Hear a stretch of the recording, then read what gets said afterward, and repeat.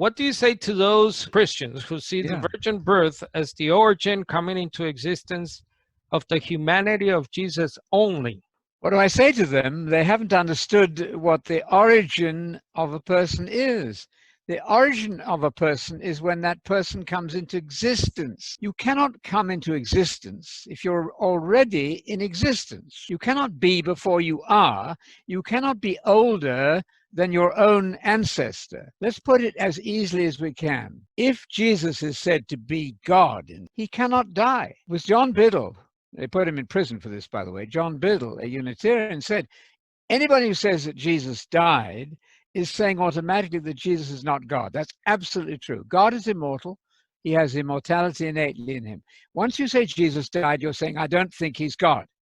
If you say he's an angel, you're equally mistaken because, as you know, the text says, God never, ever, ever, ever said to any angel at any time, ever, you're my son, today I've begotten you. That excludes all angels from being Jesus. It makes it absolutely impossible that Jesus is God or an angel. So speak to your Jehovah's Witnesses friends and point that out. He couldn't be Michael the Archangel. He couldn't die, by the way, because holy angels don't die. I'm not talking about fallen angels now. That's a different subject.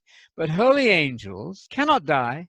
Therefore, Jesus couldn't have died. So you have killed the idea of the substitutionary atoning death of Jesus. If you say, one, he's God, then he couldn't have died. If you say he's an angel, holy angel, he couldn't have died. You've killed your own faith. You've given with one hand and taken back with the other. I don't recommend you do that. Paul, although he doesn't specifically go into detail about the virgin birth and so on, nonetheless, here and there alludes to the virgin birth, I think I believe.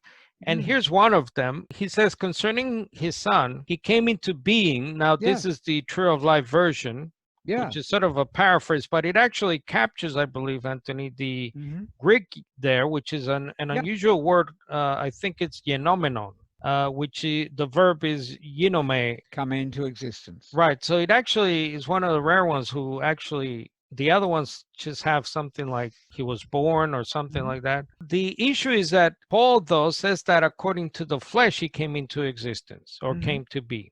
So this is where a lot of Christians who believe Jesus pre-existed literally say, well, there you go. It's only according to his humanity. It doesn't mean this is when he actually came into existence. This is only about his flesh. In fact, he says, according to the flesh. Of course, that's right, because his father was God and his mother, of course, was a virgin. And he's the descendant of David. You cannot pre-exist your ancestor.